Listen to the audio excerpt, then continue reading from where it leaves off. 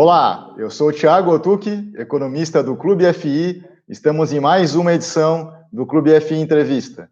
E antes de chamar os nossos convidados de hoje, eu gostaria de deixar aqui alguns recados. Então, se você está gostando das nossas entrevistas, lives e demais vídeos, faça a sua inscrição aqui no nosso canal do YouTube. E se você gostar dessa entrevista, deixe seu like, faça seu comentário, faça a sua sugestão. Também acesse o nosso site, o clubefi.com.br. Lá você vai ter a oportunidade de conhecer ferramentas, conteúdos, relatórios e carteiras recomendadas. E se você está começando agora nesse mercado, também acesse a nossa área educacional. Lá você vai ter a oportunidade de conhecer o nosso tradicional curso online, que já está na sua terceira edição. Bom, os nossos convidados de hoje são Rafael Fonseca e Felipe Sangali, que são da equipe de gestão da Bresco Investimentos. Tudo certo aí, Rafael? Tudo certo, Thiago. Boa tarde aí, obrigado pelo convite. Um prazer estar aqui com você. E Felipe, tudo certo contigo aí? Tudo bom, Thiago? Obrigado pelo espaço. Espero que a gente possa ajudar todos os investidores com mais informação.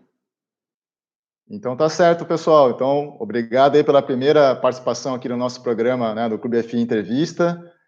Hoje o assunto, claro, né, não poderia ser diferente, logística. A gente vai falar, né, do fundo Bresco Logística, que opera lá sob o código BRCA11, né, acho que um fundo de muita qualidade. E então vamos abordar o fundo, enfim, também falar um pouco sobre o segmento de logística de forma geral. Então, a primeira pergunta, né, acho que como é a primeira participação aqui de vocês, eu gostaria que você falasse um pouco, vocês falassem sobre a estrutura e a equipe, né, da gestora, né, um pouco da experiência profissional de vocês aí, para que a nossa audiência também conheça aí quem são os gestores do fundo. Legal, maravilha, Thiago, obrigado aí. Bom, a Bresco é uma gestora de investimentos imobiliários focada no segmento logístico. Nós, aqui como Bresco, já temos quase 9 anos de história, mas a equipe, boa parte da equipe que está hoje com a gente já trabalha junto há praticamente 15 anos. É uma equipe que tem nessa trajetória aí um grande foco e um grande track record no segmento logístico, provavelmente a equipe com mais longo e bem-sucedido track record no setor.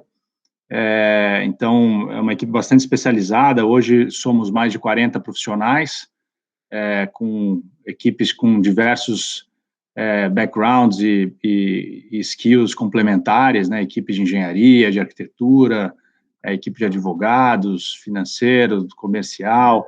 Acho que tem uma equipe bastante robusta aí, não só buscando oportunidades de negócio, mas também cuidando do nosso patrimônio, né? Cuidando do patrimônio de todos os investidores.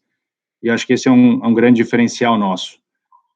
Hoje, a Bresco, a gente tem uma estrutura de investimento que basicamente está dividida em dois mandatos, né? A gente tem o Bresco Logística, que é o nosso fundo listado em bolsa, com hoje mais de 10 mil investidores, e onde a gente tem todo o portfólio maduro, né, que a gente chama, que é um portfólio para renda, são ativos com contratos de locação, mais de 85% de ocupação, de estabilização, né, e gerando renda, e essa renda é distribuída para os investidores, é uma renda isenta.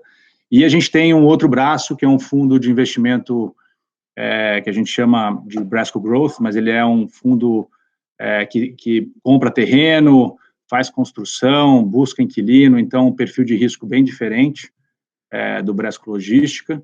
E, de certa forma, a gente acredita que no médio e longo prazo, essa combinação das estratégias vai ser um grande diferencial para o Bresco Logística. A gente vai conseguir não só analisar e trazer as oportunidades que a gente encontra no mercado, né, de aquisição, de propriedades maduras ou sale-leasebacks que a gente venha negociar no mercado, mas a gente também vai ter a oportunidade de analisar e comprar as propriedades que a Bresco venha desenvolver nesse braço de desenvolvimento. E aí, muitas vezes, são contratos também com ótimas empresas, ótimo nível de crédito, imóveis muito bem localizados. Então, isso dá uma certa segurança que o crescimento do Bresco Logística vai ser de uma forma de muita qualidade, né? Tiago, acho que vale a pena mencionar também um pouquinho do histórico.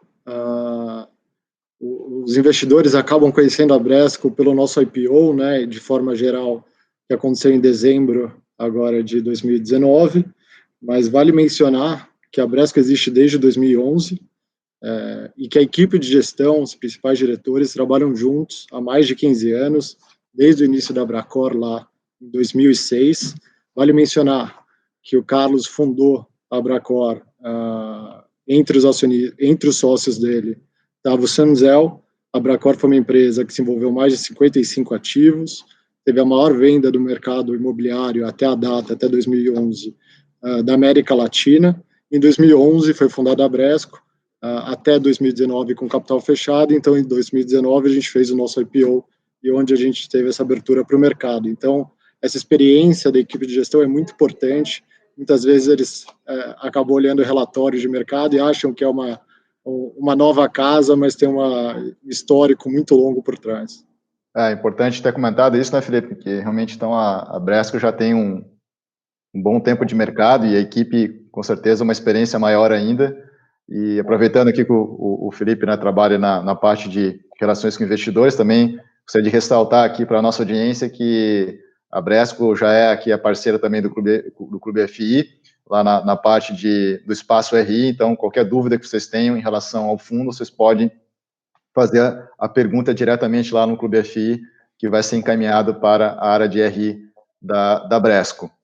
E então agora vamos falar um pouco, eu queria que você falasse um pouco do resumo, né? O fundo fez o IPO agora, recentemente, mas queria que vocês fizessem então um resumo, né, do fundo, né, o listado que é o Bresco Logística. Perfeito. O fundo veio ao mercado, mas como o Felipe bem falou, a gente já tem esse braço, esse portfólio há bastante tempo. A gente trouxe ao mercado pulverizando 40% das cotas do fundo, o restante permaneceu com os investidores originais. Hoje é um fundo com 10 propriedades, 375 mil metros quadrados de ABL. São propriedades muito bem localizadas, que geram hoje mais de 100 milhões de receita anualizada. 40% dessa receita vem de propriedades que estão localizadas no município de São Paulo. É um posicionamento único no nosso setor. Nenhum outro player tem uma exposição tão relevante assim a esse tipo de produto e propriedade. É um portfólio praticamente hoje sem vacância. A gente tem uma vacância menos de 1%, que em breve a gente deve eliminar ela, bastante confiantes. E são propriedades não só ainda com potencial valorização no valor da locação ao longo do tempo, mas também propriedades com oportunidades de expansão, que normalmente são investimentos bastante rentáveis para o portfólio do fundo. Então, a gente acredita que no médio e longo prazo esse portfólio tem várias oportunidades de acompanhar e capturar uma valorização relevante. Vale comentar também, 80% dos contratos hoje são no formato atípico, né? São contratos não canceláveis. A gente tem dentro da carteira nomes muito bons, com qualidade de crédito excelente. Cerca de 40% da carteira está exposto ao setor de e-commerce e varejo de alimentos. A gente tem Pão de Açúcar, Carrefour, Magazine Luiza, B2W, outras empresas de consumo como a Reckitt, a Coty, a BRF, a Natura, a DHL fazendo a manutenção da rede Eletropaulo em São Paulo, uma série de outras empresas de altíssima qualidade, né? É um portfólio bem diferenciado que durante esse período de pandemia tem sofrido muito pouco, né? Como eu falei, a gente teve somente uma desistência de um cliente que acabou gerando essa vacância de menos de 1%, e o restante a gente tem verificado em muitos dos nossos galpões, inclusive, um aumento significativo da movimentação de caminhões de cargas nos nossos condomínios, alguns deles até mais do que 2 vezes o que vinha movimentando antes da pandemia, mostrando um pouco a exposição que a gente tem. Boa parte do portfólio está exposta em setores que estão se beneficiando desse momento. Felipe, não sei se você quer acrescentar. Acho que nessa linha, Thiago, é sempre bom reforçar que a Bresco é um player de longo prazo. Nosso foco é real estate, tá? Então, a gente tem 3 pilares que são fundamentais para a gente, Então, localização. Então, se a gente pegar hoje posicionamento do fundo, ativos todos localizados sul-sudeste, quase 70% estado de São Paulo, sendo que 40% dentro da cidade de São Paulo, provavelmente o fundo no Brasil com maior exposição dentro da cidade de São Paulo. Esse raio 15, a gente sabe hoje, de São Paulo tem menos de 3, 4% de vacância, então é super pró-locador e a gente tem um posicionamento incrível. O segundo ponto, pós-localização, qualidade dos ativos. Hoje são 10 ativos, pelo menos 8 deles são considerados AAA, e aqueles que não são, tem um plano de retrofit, até pelos próprios inquilinos, que vai dar um upgrade muito bom ao longo do tempo para esses imóveis. E o terceiro ponto, qualidade de crédito, qualidade das empresas que são nossos inquilinos. Então, mais de 80% da nossa carteira dos clientes são investment grade ou duplo AAA, na escala local de crédito. Além disso, o faturamento médio das empresas que operam hoje nos nossos galpões é acima de 60 bi globalmente. Então, são empresas muito robustas e por isso a gente tem passado tão bem por esse período, com uma previsibilidade muito grande.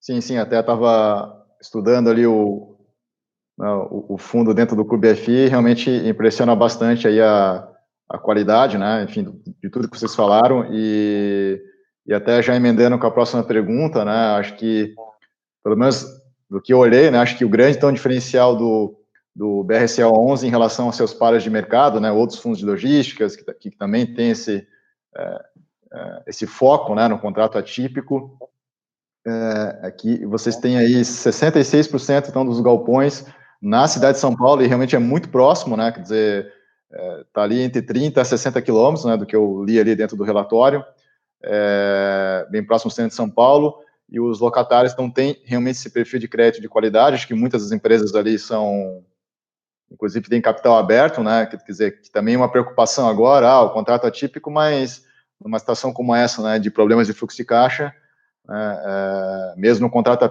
atípico pode ter algum problema, mas isso é minimizado quando você tem esse tipo de empresa com grande porte, principalmente as empresas que têm capital aberto, né, e que achei bem interessante também, que está em linha, que a gente vai conversar um pouco mais também, a questão de que mais de 40% também atuam dentro do varejo, que é algo essencial agora, né, e e-commerce, né, quer dizer, então vocês consideram esses fatores como realmente os grandes diferenciais aí do fundo em relação aos pares de mercado? Acho que esses são um dos diferenciais, sim. Existem outros. Acho que quando você fala de localização, né, é importante. A gente, principalmente essa exposição na cidade de São Paulo, é um mercado com elevadas barreiras de entrada, né? Então, realmente é um posicionamento diferenciado. Os nomes que a gente tem na carteira também, acho que é um diferencial. Qualidade de crédito de boa parte da carteira é excelente. Isso faz a diferença. E tem um outro que eu acho que é um diferencial de longo prazo, aí, de médio e longo prazo, que é o valor de locação, que a gente vai ver ao longo do tempo, né? Como essas operações, esses imóveis foram originados durante um período aí de baixa da economia, do ciclo imobiliário, todos eles foram contratados com valores de locação bem abaixo do seu potencial, né? À medida que o ciclo imobiliário se desenvolva, a gente acha que a gente tem um diferencial grande para capturar aí ao longo do tempo. Então, acho que sim, são alguns dos fatores aí que nos diferenciam, e obviamente acho que o mais importante é essa equipe, né, que trabalha junto há muito tempo, entrosada, muito experiente, e já viveu vários ciclos imobiliários, momentos de baixa, momentos de crise. Então, a gente consegue, ao mesmo tempo que encontrar boas oportunidades, a gente consegue proteger bastante o patrimônio de todos os investidores. Até mesmo durante esse período, desde a pandemia, desde fevereiro para cá, a gente permanece sem inadimplência no nosso fundo, que é uma ótima notícia, não tem afetado a distribuição de dividendo para os investidores finais. Em comparação com o mercado, por exemplo, você pega mais de 50% dos fundos do segmento logístico tiveram inadimplência no período de maio. Isso tem muita relação, Thiago, com o que você mencionou, de qual segmento de atuação dos inquilinos dentro do setor logístico, porque a gente sabe que o setor logístico tem se saído melhor, mas é muito importante que o investidor analise a carteira por trás de cada um dos fundos, como estão as empresas que operam nesses galpões, é super importante. E o que mudou, Rafael, no processo de gestão depois da pandemia? Quer dizer, e como é que está essa comunicação aí com os locatários, enfim, ela aumentou também depois da pandemia? Sim, com certeza. A gente, da pandemia, acho que todo mundo já deve estar cansado de ouvir as iniciativas das empresas, mas a gente, obviamente, a primeira preocupação foi com o bem-estar geral, não só dos colaboradores, mas também dos parceiros diretos e indiretos. Então, uma preocupação muito grande, todo mundo para home office e novos protocolos de movimentação nos nossos galpões. Isso foi bastante cuidadoso, implementado pela nossa equipe de gestão de portfólio. Então, toda a entrada de funcionários nos galpões, os refeitórios, todo o cuidado adicional pelo distanciamento. Uma segunda preocupação de imediato foi a questão de liquidez, mas, como a gente falou, né, a carteira está muito sólida, a gente ainda tem caixa no fundo, cerca de 29 milhões de reais, então não existe nenhuma preocupação, então a gente não teve alteração nenhuma na nossa intenção de distribuir 100% do resultado do fundo, continuamos fazendo isso. O terceiro aspecto foi dando suporte aos inquilinos, entendendo a situação de cada um, e, obviamente, algumas demandas que a gente recebeu, a gente analisou caso a caso, na verdade, tiveram pouquíssimos acordos que foram feitos, assim, que a gente entendeu que eram necessários. Um dos contratos estava fazendo aniversário, ia ter marcação de inflação em cima da locação, a gente diferiu o incremento da inflação por um período de 4 meses, e ela vai ser paga ainda no exercício de 2020, então o impacto no ano é zero para o fundo, e nesses 4 meses de acordo, um impacto muito pequeno. A gente teve a rescisão de um contrato no Brás Contagem, que gerou essa vacância de menos de 1% no fundo, mas já estamos em conversas para para substituir essa ocupação com outras empresas, estão boas conversas, algumas alternativas.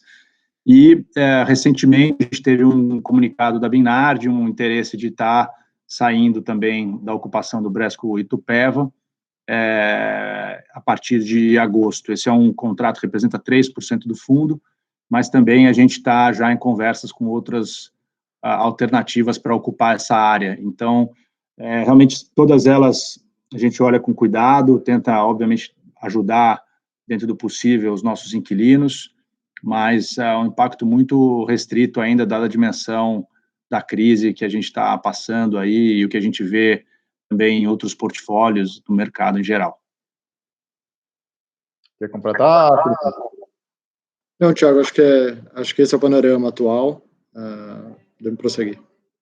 O que eu posso, talvez, falar também é sobre como é que a gente tem visto novas oportunidades, né, nesse momento. A gente, num primeiro momento, obviamente, redobrou a cautela, né, a gente tinha algumas conversas que a gente suspendeu, por serem conversas onde o inquilino ou o proprietário do imóvel está exposto a alguns setores que a gente tinha dúvida de como ia se comportar na crise, mas internamente a gente tem várias frentes em andamento, análises e discussões, negociações para aquisições e operações que encaixam na estratégia do fundo, mas como eu disse antes, a gente é bastante seletivo, né? O objetivo nosso é que o fundo possa crescer, mas mais importante do que o volume desse crescimento é a qualidade. Então, a gente vai continuar com esse nível de seletividade e rigor interno, realmente avançando somente nas oportunidades que a gente entende que vão agregar para o portfólio no médio e longo prazo. Nessa linha, só para completar, Thiago, quando a gente fez o IPO do Bresco Logística, a gente deixou uma sobra de caixa, obviamente, esses 29 milhões que o Rafael mencionou é bem acima da necessidade de qualquer capital de giro do nosso fundo, a gente distribui, em média, 7 milhões por mês, mas a razão disso foi deixar uma sobra de caixa para fazer a expansão de Bresco Contagem, que é uma das expansões que gera um super retorno para o fundo, o terreno já está precificado, e no nosso estudo de viabilidade a gente tinha considerado o início da construção agora no primeiro semestre de 2020. A gente já estava bem avançado nos estudos e na implementação, mas veio a pandemia, a gente decidiu postergar isso por um prazo até agora indeterminado, até ter uma leitura melhor de mercado e até por ser um desenvolvimento especulativo, a gente não quer colocar o nosso investidor que busca renda nesse tipo de risco no momento que a gente não esteja confortável. Então, a gente postergou, assim que a gente tiver uma leitura melhor do mercado, a gente deve retomar com essa expansão. Bom, interessante. Dentro desse processo de gestão, era mais nessa linha da pergunta mesmo, no sentido que, então, você já, acho que o que a gente vem comentando também aqui no Clube FI é justamente isso, quer dizer, você já tinha uma preocupação muito grande com essa gestão de risco, né, colocando, por exemplo, locatários com essas características. Então, agora, a partir de agora, então, essa preocupação fica ainda maior, né, com esse impacto da pandemia, né, quer dizer, tem que subir um pouco mais a régua, vamos dizer assim, em todos os critérios que vocês tinham aí de gestão aí de risco, enfim, qualidade de crédito e por diante, né? E em relação à pandemia ainda, eu sei que, de repente, vocês já estão cansados de responder essa pergunta, mas a gente não pode deixar de abordar aqui no nosso programa, né, a questão das tendências que estão sendo discutidas aqui depois da pandemia, na verdade, até a aceleração do que já vinha ocorrendo, que tem a ver com o segmento aí logístico, que seria o e-commerce, esse conceito também que o pessoal comenta bastante, o last mile, acho que tem características dentro do portfólio de vocês.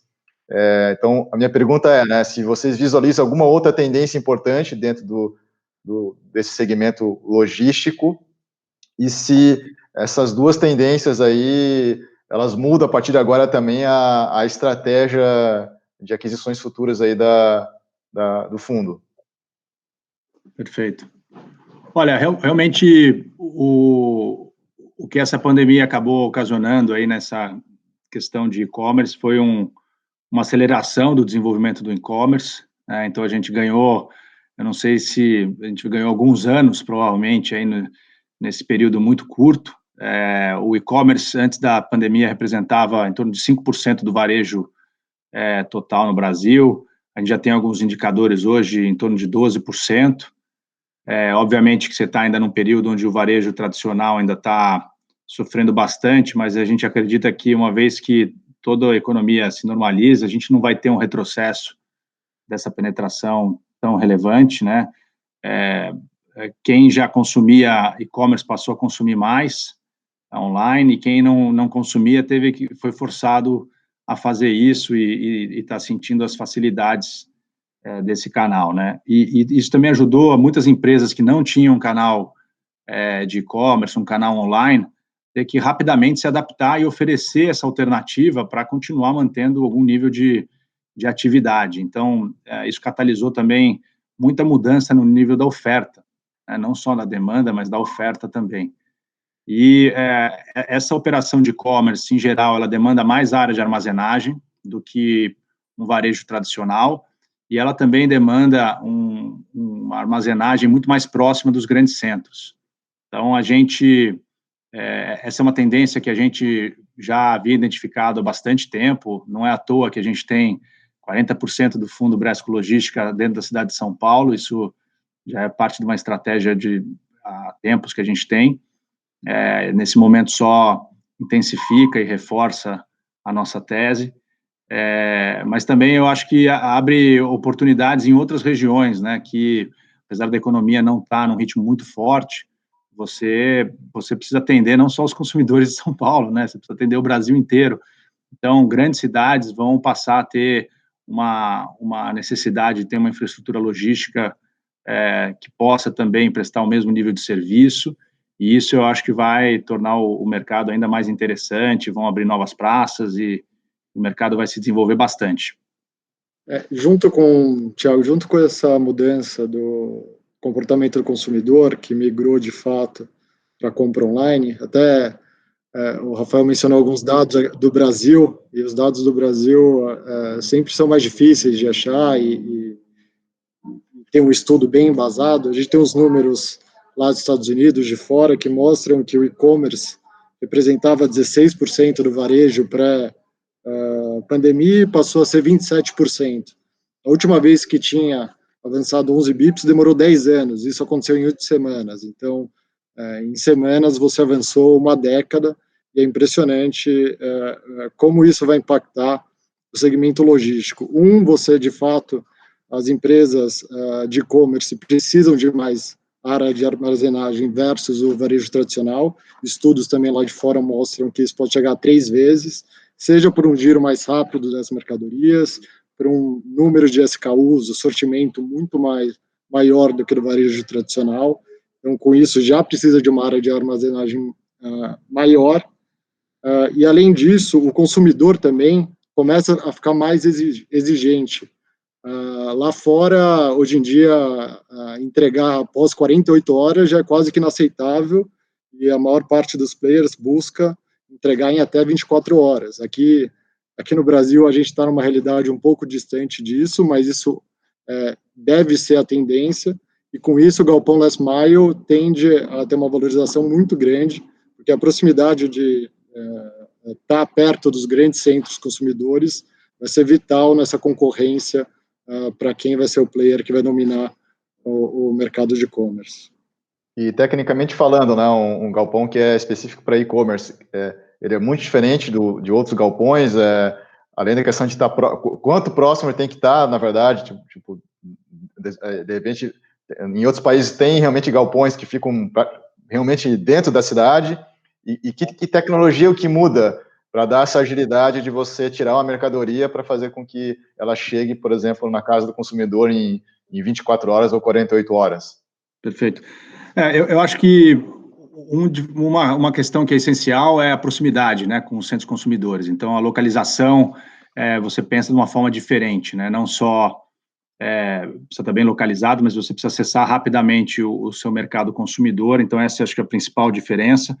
Do ponto de vista construtivo, ela não necessariamente tem alterações, mas ela claramente ela pode ter alterações. Então, não significa que a gente precisa trazer para o galpão last mile as mesmas especificações de um galpão fulfillment de Cajamar, por exemplo, né? Existem uma série de questões que são importantes numa operação logística, mas o peso da localização ele é muito grande, não só tem essa questão do serviço, mas ela reduz custo, né, de movimentação. Então, existem, acho que, propriedades muito boas last mile que não têm necessariamente as mesmas especificações das propriedades muito boas de fulfillment. Então, existe uma certa possibilidade de ajuste aí nas especificações, né? E você falou muito bem de tecnologia. Acho que o Brasil ainda está, quer dizer, o mundo inteiro está experimentando, uma questão nova, né, de automação em diversos segmentos, e no segmento de armazenagem também, a gente já tem vários modelos de automação sendo implementados. Inclusive, a gente acredita que a gente tem, em um de nossos galpões, o sistema mais moderno da América Latina de automação, no galpão da Natura, onde a gente tem toda a movimentação de pallets e caixas automatizada. São transelevadores que operam, um uso de mão de obra muito pequeno em todo o galpão, e isso acaba trazendo não só uma agilidade, mas também uma otimização do metro quadrado, né? Você começa a pensar em metro cúbico, e você não precisa ter mais os espaços entre as estanterias que você tinha antes, é realmente muito aproveitado. Esse nosso galpão, em vez de ter os 12 metros, que é a medida padrão de um galpão AAA, ele tem 20 metros de pé direito, então ele realmente é um galpão fora da curva, e toda essa automação justifica fazer isso. E a gente acha que ainda são poucos os casos aqui no Brasil de automação nessa área de armazenagem. A gente vê isso acontecendo mais rapidamente nos Estados Unidos, e a gente acredita que é uma questão de tempo para isso chegar aqui. Claramente, o pessoal vai ver benefícios e, obviamente, trazendo automação, os galpões também podem se ajustar nas especificações, uma série de critérios, que a gente acompanha isso bastante lá fora. Sempre que a gente vai desenvolver o projeto, a nossa equipe interna de engenharia e de arquitetura faz toda a diferença. Então, todo projeto tem que ser estudado, qual localização, qual tipo de cliente que você quer atender, ou se você já tem uma demanda, um produto sob demanda e já sabe o cliente final, é sempre um estudo diferente. No caso do Last Mile, isso não vai ser diferente.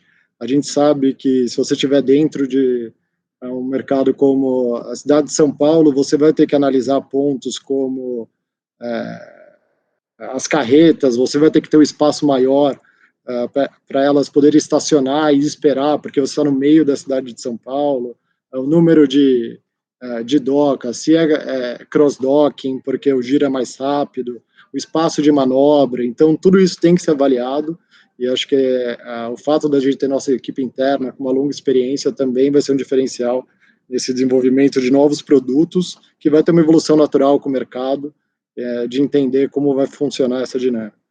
Bom, interessante, Felipe. E, de certa forma, essa próxima pergunta vocês já meio que responderam agora, né, que seria a opinião de vocês sobre a transformação, né, do uso de espaços logísticos que são próximos aos centros urbanos, né, acho que em grande parte para o e-commerce, não sei se teria um uso alternativo, mas aí, então eu queria fazer uma pergunta aqui adicional, que seria no sentido que até antes da pandemia, até tinha conversado com alguns gestores do segmento de logística, mas também não é diferente para os outros segmentos, que estava cada vez mais difícil fazer aquisições com bons preços, que lá na ponta pudesse trazer um bom dividendo lá para o investidor, dada a concorrência que tinha. E agora, enfim, acho que isso vai piorar, no sentido de que, então agora mudou o que seria realmente os galpões mais voltados para esse uso, aí está mais próximo do centro urbano, dos centros urbanos, que às vezes ficou ainda mais difícil.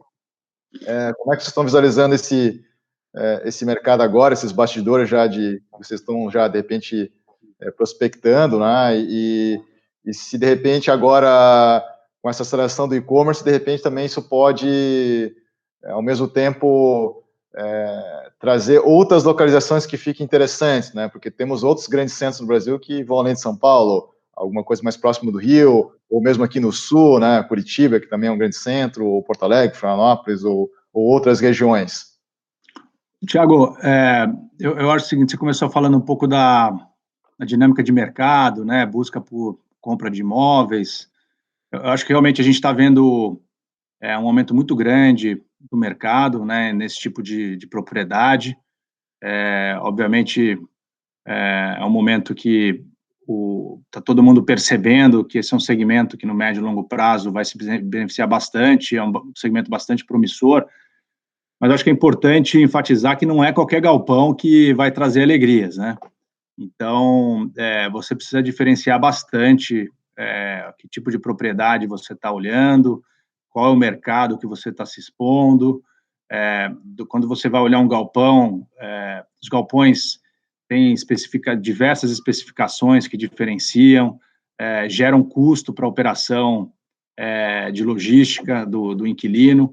Então, você tem que estar muito ciente aí das especificações técnicas que são necessárias para atender um inquilino de qualidade, entender bem as dinâmicas dos mercados, como é que as empresas estão evoluindo as suas malhas logísticas, para você não acabar expondo o patrimônio de uma forma muito arriscada e se frustrar lá na frente. Então, não é qualquer galpão que vai se beneficiar dessa perspectiva positiva, tá? Então, a gente acha que com o tempo é natural, né? Nesse primeiro momento, como você tem vários outros segmentos de real estate, uma série de dúvidas, né, e preocupações, incertezas, é natural que os players tentem mirar mais esforços nesse segmento logístico, mas a gente acha também que com o tempo vai ficar claro as diferentes estratégias e a gente espera que a nossa disciplina aqui em processar oportunidades e analisar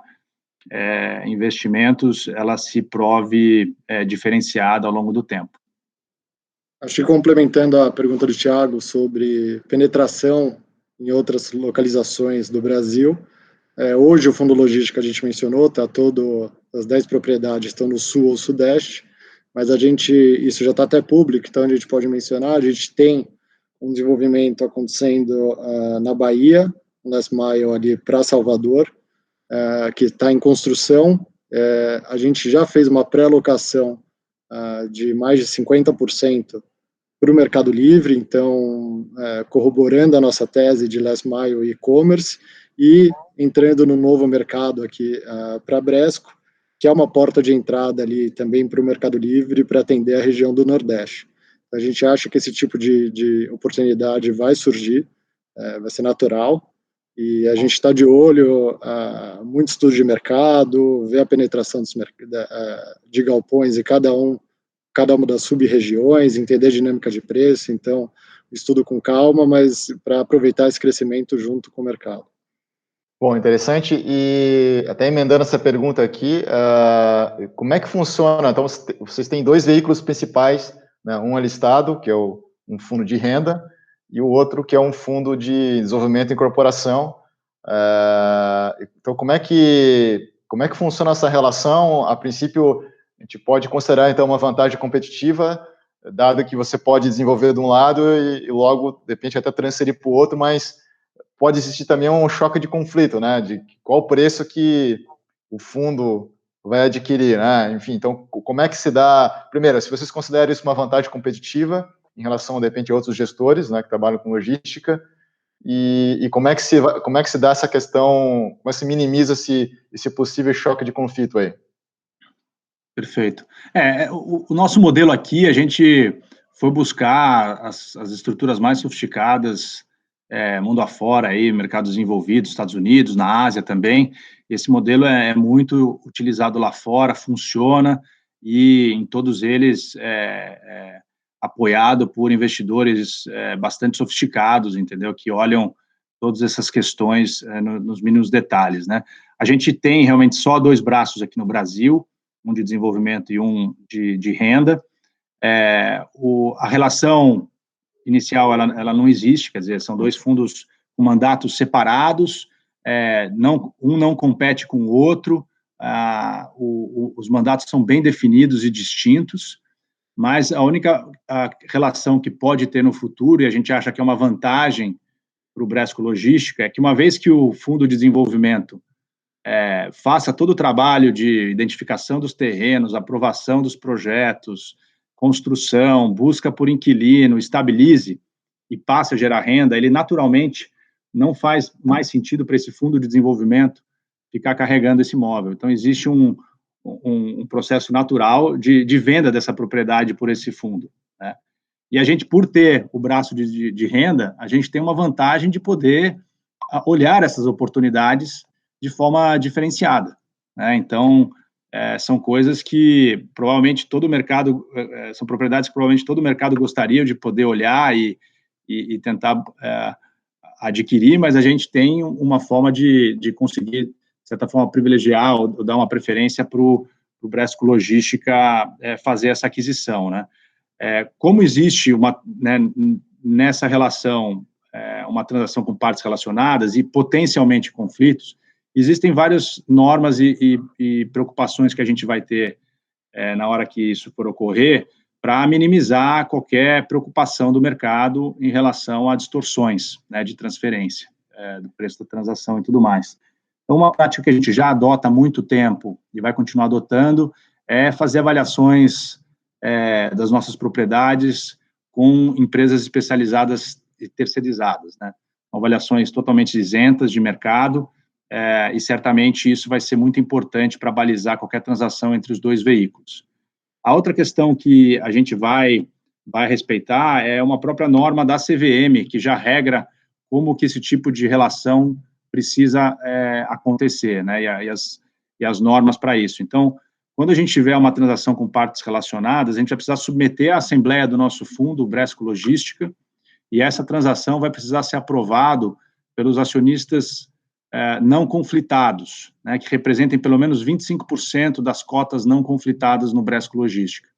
Então, quem vai validar isso tudo vai ser o mercado. Obviamente, a gente vai fazer o nosso papel de tentar mostrar para o mercado a isenção, né, fazer uma transação justa e recomendar ela, mas quem vai validar e aprovar são os cotistas do fundo que não estão conflitados. Quer completar, Felipe? Eu acho que vale mencionar, o Rafael explorou todos os pontos, mas que hoje no Brasil, se a gente forçar a barra aqui e olhar com bons olhos, a gente tem 15% das propriedades de alta qualidade.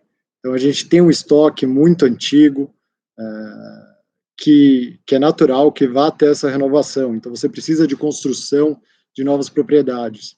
E eu falo isso porque hoje a gente tem um mercado de fundos imobiliários que está se profissionalizando, que tem ótimos gestores entrando no mercado nos últimos 2, 3 anos, e com isso a competição também tem aumentado muito. Então, fundos que dependam somente de aquisições de mercado vão sofrer uma concorrência maior, e isso tende a cap rates mais baixos, uma precificação mais agressiva e um retorno, teoricamente, menor para o investidor final. Então, essa competição também, o fato da gente ter um braço que alimenta o fundo, e com toda a preocupação da Bresco em localização, em ótima qualidade de ativo, acho que é uma forma de crescer no longo prazo para o investidor final, pessoa física, junto com o fundo, que é muito diferenciado do mercado. Sim, então, aproveitando também que acho que já tem alguns investidores com essas dúvidas, né, enfim, não sei o que vocês podem falar também dessa política agora de novas aquisições, enfim, também a questão da política de subscrição, como é que vocês estão pensando isso aí? Bom, a gente como comentou, né, está ativamente buscando oportunidades no mercado, a gente espera poder avançar e concluir algumas delas em breve. Para fazer essas aquisições, a gente vai precisar fazer emissões a mercado, sem dúvida.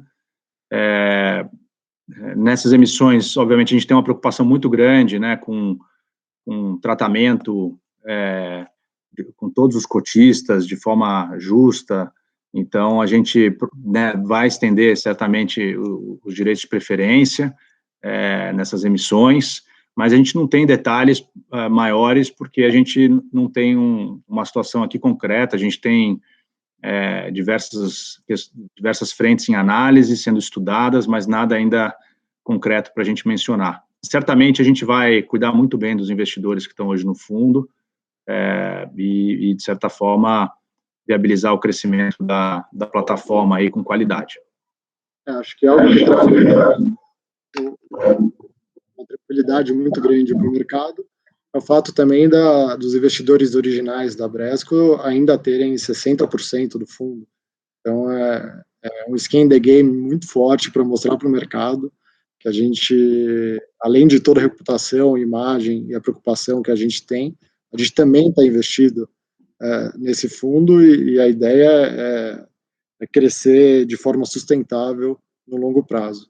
A gente também teve algumas perguntas no Clube FI sobre como vão ser feitas as subscrições, as sobras, enfim. Isso como o Rafael mencionou, caso a caso, depende muito da estratégia a cada momento, mas sempre tentando proteger nossos investidores atuais.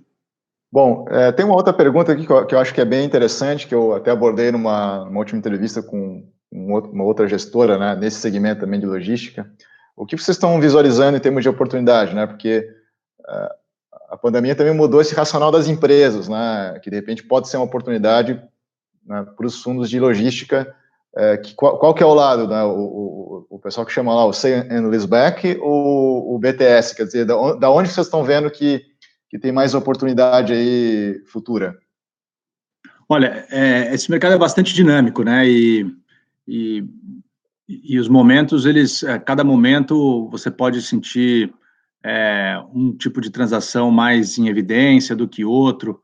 Obviamente que no momento de restrição de liquidez, né, onde as empresas estão passando por uma retração muito grande das suas atividades, as operações de sale-leasebacks encaixam muito bem, né? É uma forma das empresas conseguirem se capitalizar de uma forma relativamente rápida, um custo bastante atraente, sem prejudicar muito a sua atividade. né, e sem, de certa forma, diluir sua estrutura acionária.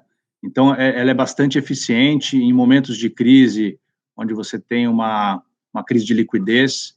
Esse tipo de transação ele passa a ser considerado por muitas empresas, né? O Build-to-Suit, ele apesar, ele está muito vinculado à dinâmica da economia e oferta, né, de mercado. Normalmente vai fazer muito mais sentido o Build-to-Suit quando você não tem uma oferta pronta no mercado que você está procurando a sua ocupação, né? Mas ela também tem a sua força, principalmente como o mercado está evoluindo muito e as fronteiras estão se ampliando, né? As buscas por propriedades próximas dos centros, que hoje ainda talvez não tenham um estoque tão relevante, com tanta oferta, tanto espaço disponível no mercado, acaba gerando demanda por Build-to-Suit. A gente sente também um pouco dessa discussão. Então, caso a caso. E também tem uma oportunidade, eu acho que de preparar um banco de terrenos importante para os próximos anos, né? Uma vez que a crise de liquidez não é restrita a alguns segmentos, são de todos. Então, existem outras empresas e pessoas físicas que estão buscando liquidez através da venda dos seus terrenos, e isso a gente acaba olhando também. Acho que nesse ponto, as empresas aqui no Brasil, elas acabam... É uma minoria que consegue fazer um planejamento de longo prazo, para se programar, para fazer um build-to-suit, já que você tem que fazer todo o projeto, esperar o tempo de construção. Então, aliado a isso, com um baixo estoque de qualidade que a gente tem, é um bom momento para o mercado especulativo, porque essas empresas, muitas vezes elas precisam dessa demanda, principalmente no e-commerce crescendo de forma exponencial, e elas não têm o tempo de esperar um projeto do zero, e muitas vezes precisam de estoque de qualidade já pronto. Então, tem uma boa via de oportunidades nesse segmento. Importante falar, Thiago, que a gente já mencionou, né, muita gente querendo adquirir propriedades nesse segmento, né? Mas para as empresas que estão buscando o seu leaseback, é muito importante não só a precificação adequada dessa transação, mas quem é o parceiro que ela vai estar escolhendo para ser o proprietário do seu imóvel por muitos anos, né? Como essa é uma relação super importante e é importante a empresa sentir segurança no parceiro, que vai ser um parceiro que vai dar apoio nas necessidades de manutenção, de adequação do imóvel ao longo do tempo, de modernização do imóvel. É realmente importante ter um parceiro de real estate que tem esse conhecimento, essa experiência, pensando no médio e longo prazo. Então, isso é uma questão que a gente se posiciona muito bem também nesse tipo de transação, quando a empresa está buscando vender a sua propriedade, mas permanecer nela como ocupante. O nosso perfil, ele ajuda bastante a dar essa segurança para a empresa. Bom, interessante. A gente ainda tem um tempo aqui, a gente conseguiu trabalhar bem aí as perguntas. Então, gostaria de fazer uma última pergunta, até para vocês darem um exemplo aqui do próprio portfólio, né, que de repente vocês não citaram tanto especificamente cada um dos ativos, né, porque é bem intuitivo para o investidor, o que é imóvel AAA, classe A, de uma laje corporativa, ou mesmo o que é um shopping center com um bom padrão construtivo. Mas não é tão intuitivo assim, o que é um galpão logístico classe A, né? Então, o que é um galpão logístico classe A em termos de características técnicas, e se vocês consideram, por exemplo, como esse do imóvel da Natura, né, se ele vocês também têm um imóvel que é realmente referência, que é da Brasil Foods, né, que fica em Londrina. Então, não sei se são dois exemplos que você poderia dar em relação ao que seria realmente as características de um galpão classe A. Perfeito. Eu acho que o Felipe comentou rapidamente, né, das 10 propriedades que a gente tem no fundo, 8 são AAA, e hoje você tem a classificação, ela se baseia em vários fatores, né, onde você vai ponderando, né, adicionando pontuações aí à sua propriedade para chegar nessa classificação. A gente comentou um pouco o aspecto, eu acho que com o tempo, alguns aspectos vão ter um peso maior do que outros, e você vai poder ter propriedades classe A com especificações um pouco diferentes do que a gente entende que é a classificação de hoje. Mas hoje, basicamente, a gente está falando de propriedades com pelo menos 12 metros de pé direito, né? No caso da Natura, ele tem 20 metros de pé direito, então é fora dos padrões, aí, fora do comum. Um piso que tem uma resistência de 6 toneladas por metro quadrado, isso nossas propriedades, boa parte, a grande maioria delas tem. Os espaçamentos de coluna, que obviamente acabam impactando no nível de eficiência do galpão, é muito importante, então isso a gente olha de perto. Aí você tem outras questões, né? Você tem questões que o Felipe mencionou, de área de manobra, de as docas com niveladoras, você tem sistema anti-incêndio, né, com sprinklers, se o prédio é green building ou não. A gente, como membro fundador do Green Building Council, se preocupa muito com essa questão de sustentabilidade das nossas iniciativas, e sempre que possível a gente certifica as nossas propriedades com selo LEED. Estamos já buscando, em algumas delas, já fizemos a geração de energia solar na estrutura de alguns galpões, então isso é uma tendência também que cada vez mais vai ser valorizado e vai fazer parte dessa métrica de qualidade. Então, mas basicamente são esses os principais critérios, e a gente acha que esse mercado, com o tempo, vai evoluindo. Cada vez mais as exigências vão aumentar e a gente vai conseguir evoluir ainda mais aí nessas especificações. Bom, eu acho que até nesse móvel da BRF, vale mencionar que a gente ganhou o prêmio Golden Trowel em Las Vegas nesse semestre, nesse tipo de construção, o piso mais plano do mundo. Então, mostra toda a preocupação que a gente tem com a qualidade dos ativos. É um prêmio que a gente nem sabia que existia, de tão específico que é. Então, um reconhecimento muito legal. E tudo isso, acho que toda essa discussão, Thiago, é super importante, mas junto com isso, se não tiver uma localização adequada, de nada adianta. Então, super importante posicionamento na carteira e olhar muito bem as sub-regiões. Sim, não, com certeza, né? Quando a gente fala fundo imobiliário, né, a avaliação sempre é a localização, né? Você pode ter o melhor imóvel do mundo com bom padrão construtivo, mas se não estiver bem localizado, vai ser difícil de locar, né? Então, pessoal, a gente chegou realmente aqui agora na parte final e, então, como padrão aqui do programa, eu gostaria que vocês fizessem, então, as considerações finais, então, de repente, começando aí pelo Rafael. Obrigado, Thiago. Não, acho que obrigado mais uma vez pela oportunidade. A gente está sempre à disposição aí de vocês para trazer novidades, atualizações do nosso fundo e das tendências do mercado. Acho que, apesar desse momento desafiador aí que todos estão vivendo aí da pandemia, a gente tem aí no segmento logístico uma perspectiva muito positiva, um futuro bastante promissor, e a gente está trabalhando duro aí para realmente fazer o nosso fundo se destacar ao longo do tempo. Obrigado pela oportunidade. Felipe? Thiago, obrigado. Eu queria destacar